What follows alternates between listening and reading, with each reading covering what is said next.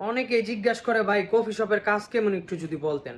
আমি যেহেতু কফি শপে থাকি এই জন্য আপনাদের একটু বলি। কফি শপের কাজ বুঝেছি, এসির নিচে 12 ঘন্টা ডিউটি, কোনো কোনো দোকানে 14 ঘন্টাও ডিউটি, কিন্তু কাজ কিন্তু ওই এসির নিচে। তারপরে কফি শপে সপ্তাহে 7 দিনের ভিতরে আল্লাহর রহমতে একদিনও বন্ধ নাই, কাজ কিন্তু এসির ভিতরে। বেতন 1400 1500, আস্তে আস্তে বাড়বো, বেতন 2000 আইতে আপনার মনে করলেন 2-3 বছর যাবো, কিন্তু কাজ বেছে নিছি। তারপর আপনার আরেকটা সুবিধা হইলো কি, এই কফি শপে কাজ করলে আপনার প্রত্যেক মাসে আল্লাহর রহমতে 1-150 টাকা কেটে নিব। কি জন্য কেটে নিব এটা কেউ কইতে পারেন। মনে করলেন যে কফি শপের যদি একটা মাস হিউমার, এটা কার দোষ? আপনার দোষ, কিন্তু কাজ এসে নিছে।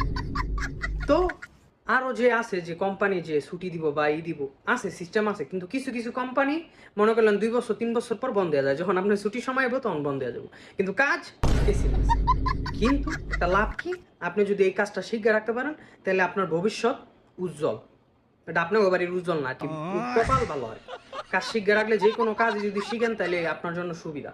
এই কাজটা শিখলে হয়তোবা ভালো কিছু করতে পারবেন, দেশে যান আর বিদেশ যান, যে দেশেই যান, কিন্তু কাজ